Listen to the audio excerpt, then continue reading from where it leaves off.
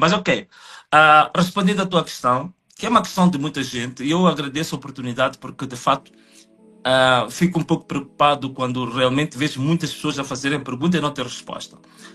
E vou aproveitar aqui também, como é um momento didático também, um momento para aprendermos um bocadinho como é que as coisas andam na política e na diplomacia.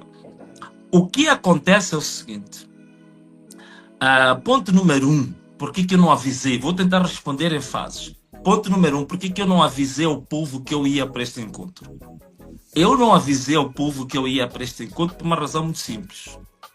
Todos acordos, todas negociações que se sigam depois do momento de tensão, do momento de conflito, que era este, em qualquer parte do mundo, em Moçambique, nos Estados Unidos, na Europa, na Ásia, na Groenlândia, na Austrália, todos os primeiros encontros são encontros secretos. Isso não tem nada a ver com Venâncio, isso não tem nada a ver com Moçambique, isso não tem nada a ver com Chavo. Em todas as partes do mundo são assim. Deixa-me dar-te algum exemplo, só para você perceber. Há pouco tempo toda a gente viu o Zelensky, que esteve nos Estados Unidos, na sala oval, que até teve aquela situação um pouco embaraçosa que toda a gente acompanhou. Não pense ninguém tenha a ilusão de que foi a primeira vez que o Zelensky se encontrou com Trump. Não. Antes daquele encontro, houve vários encontros preparatórios, encontros à porta fechada, encontros de criação de confiança. Porque você só pode ir a uma negociação quando primeiro você cria um ambiente de confiança. Que é para as pessoas quando chegarem lá não saltarem logo para agarrar o pescoço um do outro e esganar-se. Então é preciso criar alguma confiança. Como a gente quando faz a nossa machamba em casa, primeiro antes de tu lançares a semente, tu tratas da terra, tens de tirar as ervas daninhas e preparar a terra, depois lanças a semente. As negociações em política e em diplomacia é assim. Primeiro encontro é um encontro preparatório, é um encontro de criação de condições de confiança para as pessoas começarem a conversar. É assim em qualquer parte do mundo. Se quisermos em Moçambique, vou dizer a mesma coisa. Durante a luta de libertação nacional, a primeira vez que a Frelimo se encontra com o governo português para depois se formar o governo de transição, ninguém sabe. Se quiseres, pergunta às pessoas mais velhas, mais antigas, se tiveram conhecimento do primeiro encontro entre a Frelimo e o governo colonial. Não há nenhum conhecimento e não vem em nenhum livro de história. Esses primeiros encontros são encontros preparatórios, são encontros secretos, são encontros de aproximação e de criação de condições de confiança para começar a haver uma conversa séria. Ponto número 1. Se você passar um pouco para a independência, nós tivemos o conflito entre a Renamo e a Frelimo. Durante esse conflito que durou 16 anos, o primeiro encontro entre a Renamo e a Frelimo, que levou os acordos de paz, não vem em nenhum livro de história, foram encontros secretos, foram encontros não conhecidos, não divulgados. Se nós quisermos um pouco mais adiante, o primeiro encontro entre o presidente Dhlakama e o presidente Guebuza foram encontros não conhecidos, foram encontros não divulgados. O primeiro encontro entre o presidente Dhlakama e o presidente Nyusi, uma grande fotografia que vocês viram, em que o Nyusi está a apertar a mão ao presidente Dhlakama num sítio na Serra da Gorongosa que eu conheci, que chamaram Praça Dhlakama Nyusi, na Serra da Gorongosa. Essa fotografia, inclusivamente, o presidente Nyusi, dizem que ele teve que fugir da segurança pessoal, teve que fintar a segurança pessoal, porque aquele encontro era o primeiro, não deveria ser conhecido, inclusivamente dos membros do Partido Frelimo. Que ele próprio não contou à Comissão Política da Frelimo, não contou ao Comitê Central da Frelimo, não contou à segurança pessoal dele. Isto em qualquer parte do mundo é assim. O encontro que houve depois entre o presidente Nyusi e o Ossufo Momade, quando o presidente Ossufo Momade foi à Serra da Gorongosa depois da morte de Dhlakama, também não foi público. Os encontros que se seguiram, esses sim é que foram dados a conhecer ao público. Portanto, isto é aproveito agora, que é para as pessoas também perceberem um bocadinho como é que funciona os processos negociais em Moçambique, na Suazilândia, no Malawi, nos Estados Unidos, na Austrália, em qualquer parte do mundo é assim.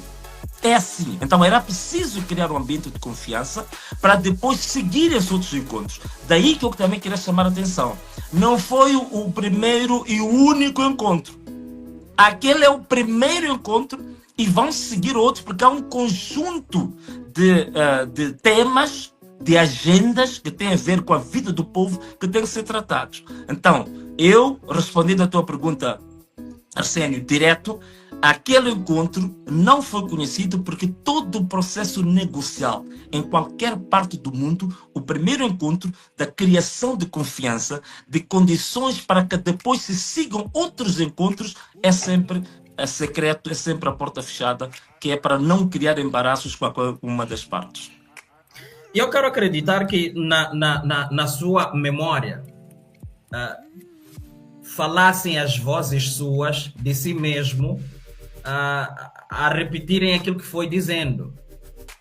Não lhe ocorreu que depois daquela sentada pudesse esta sentada dividir o povo moçambicano em função daquilo que teria prometido no passado? Num passado não tão distante, não. Num passado muito recente. Quando começamos a nos engajar com as manifestações e tal, nós fomos lhe ouvindo a dizer isso. Que eu sou o vosso porta-voz, ou seja, eu não faço minhas vontades, faço as vossas vontades. Criei mecanismos eficazes, eficientes para poder auscultar a todo mundo. E isso nós fomos vendo ao longo deste tempo todo.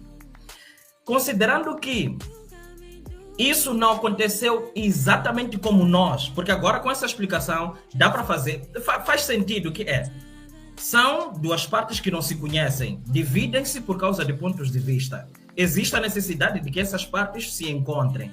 Nada mais lógico que, primeiro, encontrarem-se para poder ver se é realmente este ou outro. Mas existe a situação de estares com uma carga muito grande, a responsabilidade de nos informar, dizeres para nós o que é que vai acontecer e tal. Não lhe ocorreu naquele momento que depois pudesse passar por esta situação toda, porque agora o povo não estava, agora percebo que provavelmente alguém já esteja a entender, depois vou deixar ficar aqui alguns comentários dos manos aqui. Então, não lhe ocorreu que depois fosse pesar alguma coisa por cima de si? Naquela de, nós confiamos em ti, foste para lá, fizeste teus negócios e depois, agora nós é que temos que sofrer. Porque eu venho com a pergunta. Sim. Não, olha, é assim, beleza. Todo tipo de decisão em matéria de Estado, você tem que saber que não vai ter consenso nas pessoas na qual essa decisão é direcionada. Isso é natural. Quer dizer, também seria estranho, não seria típico deste mundo, você tomar uma decisão que toda a gente esteja de acordo. Eu sabia que haviam de haver pessoas que estariam de acordo, haviam pessoas que não estariam de acordo. O que eu tinha que fazer, a minha responsabilidade, era analisar os riscos de tomar a decisão para o lado A ou tomar a decisão para o lado B. Qual das duas posições pode ter maior risco para o povo ou não? Isto é que é importante quando a gente tem que tomar uma decisão. É como quando você está em casa com a sua família. Você sabe que há decisões que podem prejudicar o Joãozinho, que é o mais novo, mas que vão beneficiar a Manuela, a Olga e a mamã. E você tem que optar. O Joãozinho não vai gostar, mas a Olga e a Manuela e a mamã vão gostar. E você, como pai de família, tem que tomar uma decisão consciente de que há uma parte da minha família que não vai estar de acordo.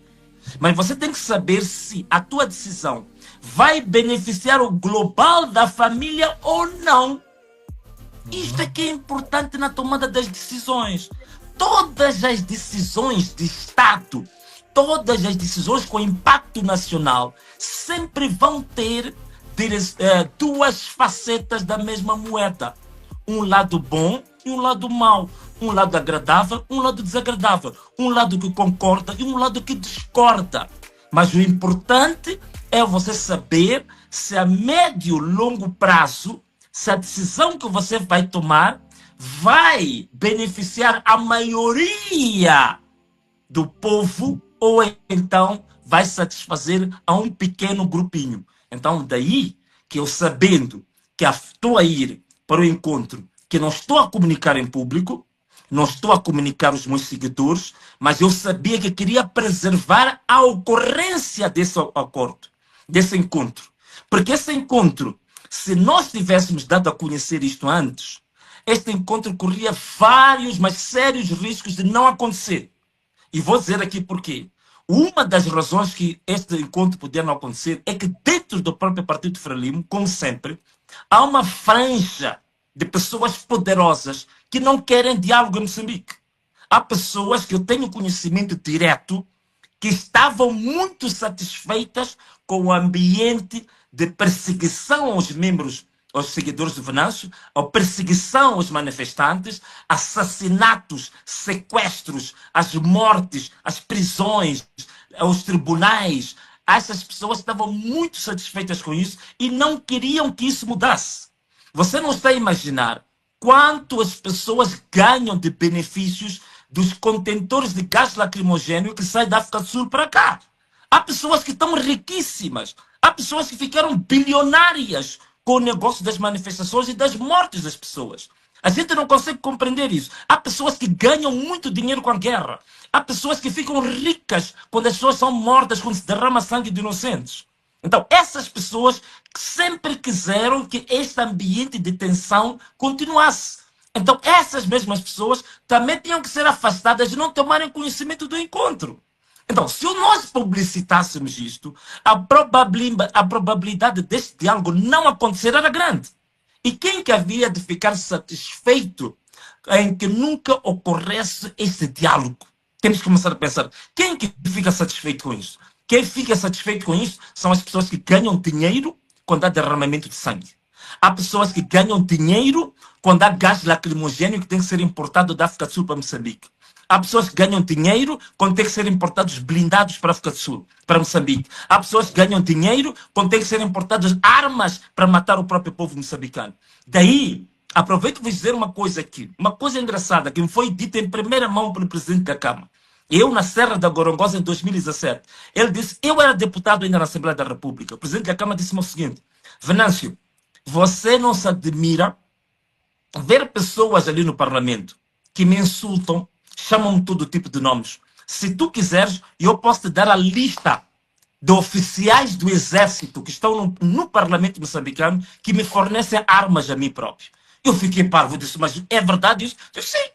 Pessoas do Partido Frelimo, do Exército que me fornecem armas e que estão no Parlamento. Eu posso te dar os nomes dessas pessoas. Então, eu tenho consciência, eu tenho responsabilidade, eu tenho conhecimento de como é que as coisas funcionam. Há pessoas que vivem da guerra, há pessoas que enriquecem-se da guerra. Então, eu tenho responsabilidade com o povo. Nós estávamos a ter em Moçambique, vocês não estão a imaginar, sobretudo a partir de novembro para cá, todos os dias eu recebia chamadas de famílias que diziam que o meu filho foi sequestrado. O meu filho foi morto. O meu filho desapareceu.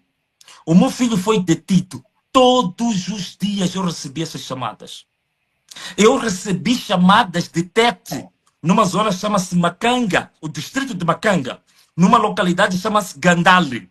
Eu recebi chamadas de famílias que dizem que foram sequestrados os nossos filhos, foram mortos nas matas, abriram uma cova em Furancungo, num cemitério em Furancungo, fizeram uma vala comum de 8 pessoas que foram assassinadas. Eu falei disto a uma televisão internacional que é Sky News. Eu disse que em Tete está a haver valas comuns. Eles disseram, Venâncio, you are doing propaganda. Isto é, você está a fazer politiquice, você está a fazer propaganda. Eu corri riscos, peguei em mim, eu fui à província de Tete. Acho que toda a gente viu o dia que eu voltava, quando as pessoas me acompanharam ao aeroporto. Eu fui até Gandale. São 400 quilômetros da cidade de Tete. Passando todos os riscos que eu passei para ir filmar a vala comum, onde 8 membros apoiantes da nossa causa foram assassinados pela polícia, foram colocados numa vala comum, incluindo 2 crianças. Uma criança de 14 anos, outra de 16 anos. Eu, não satisfeito só em filmar a vala comum, fui visitar cada uma das famílias. Entrevistei cada uma das famílias que confirmava que o pai, a mãe, o filho foram assassinados, acusados de serem manifestantes. E essas imagens, beleza, eu fiz um vídeo e eu tenho na minha página, quem quiser, vai à minha página, vai encontrar. Traduzimos para inglês e mandamos para todas as televisões internacionais para mostrar que em Moçambique estava a haver assassinatos, em Moçambique havia valas comuns, em Moçambique estava a haver um genocídio do povo. As pessoas não entendem, só na minha organização política, nós tivemos, até um dia antes do diálogo, 47 pessoas que foram assassinadas. E nós apresentamos este relatório à Procuradoria-Geral da República, apresentei ao Ministro do Interior os dados de todas as pessoas que foram assassinadas de outubro, incluindo Ervino Dias, incluindo Paulo Guambe, incluindo os Xotas, incluindo várias pessoas que eram da minha organização política que foram assassinados, e pedimos a intervenção do Ministério Público, que até hoje não interveio. Pedimos a intervenção do Ministro do Interior, que não fez nenhuma intervenção. Então, nós estamos a lidar com uma situação em que temos famílias que estão a perder pessoas, temos famílias que têm filhos que estão a ser sequestrados, temos famílias que têm filhos que estão desaparecidos, e todos os dias, às vezes, as pessoas que estão no Facebook, que estão a escrever mensagens, não tem um irmão que foi morto, não tem um vizinho que foi sequestrado, não tem uma mãe que perdeu a vida por balas, não tem um pai que desapareceu. Às vezes não compreendem isto. E eu todos os dias, eu digo-te literalmente, não estou a exagerar, todos os dias eu recebia chamada de pedido de socorro, a dizer que estamos a acabar. Este termo é muito usado. Estamos a acabar. Estão a acabar com os nossos irmãos, estão a acabar com os nossos filhos, estão a acabar com os nossos pais. Faça alguma coisa, Venâncio. Isto tem que parar. Tens que fazer alguma coisa. Estão a matar os nossos filhos. Isto eu recebia todos os dias. E eu vi uma oportunidade que surgiu de ir ter com a pessoa que neste momento tem um controle das forças de defesa e segurança e dizer a essa pessoa que, olha, eu venho aqui sentar-me à sua frente porque eu peço encarecidamente que parem com a matança das pessoas. Foi o primeiro ponto que eu coloquei na mesa quando eu cheguei àquele encontro no Joaquim Chissano. Eu disse que eu peço que se pare com as matanças das pessoas que estão a acontecer. Todos os dias já moçambicanos estão a ser assassinados, todos os dias já funerais estão a ser feitos. Isso tem que parar. E eu peço aqui que se cancele de uma vez por todas. A Cernic entra na casa das pessoas de dia, sequestra jovens. Temos muitos exemplos, até uns 2 jovens que saíram nus, foram filmados de uma mesma família, foram tirados nus da sua própria casa, levados para a mata, foram assassinados esses jovens. Então tinha que se fazer alguma coisa para esta gente. Então eu assumi a responsabilidade de saber que há de haver pessoas que não vão gostar, há de haver pessoas que vão falar mal, mas eu tinha que fazer alguma coisa para as matanças parar. E digo-te uma coisa, beleza? Desde o domingo até hoje, tirando aquele caso do Xaixai, mas aquele é um caso diferente, porque foram automobilistas que foram fazer a greve, de domingo até hoje, eu não recebi uma única chamada de uma família que tinha dito que o meu filho foi morto, que o meu filho desapareceu, que o meu filho foi sequestrado, que é uma coisa dolorosa. Tu não estás a imaginar. Tu estás a receber famílias a chorar ao telefone, a dizer que estou a ir enterrar o meu filho, que era o único que cuidava da nossa família, que foi morto porque diziam que ele era o líder das manifestações no distrito da Massinga. Portanto, você não imagina a dor, o peso que você ter o seu irmão, beleza, ser assassinado, desaparecer, sem direito a julgamento, sem direito a um juiz, a um tribunal, pura e simplesmente porque desconfiaram que ele era líder das manifestações. Isso tinha que parar. Então, o meu objetivo fundamental era era fazer tudo ao meu dispor para que o povo parasse de ser assassinado. E isso, eu acredito que todo o povo moçambicano está de acordo com isso. Não acredito que haja uma única pessoa do povo moçambicano que bata palmas quando sabe que o irmão do vizinho foi assassinado. Não acredito que haja um ser humano normal que goste de ver isso. Então, isso tinha que fazer. E isso dou a mão a qualquer um. E posso voltar a dar a mão de novo para evitar com que haja matanças, que haja assassinato de pessoas. Algumas delas nem estavam envolvidas nas manifestações.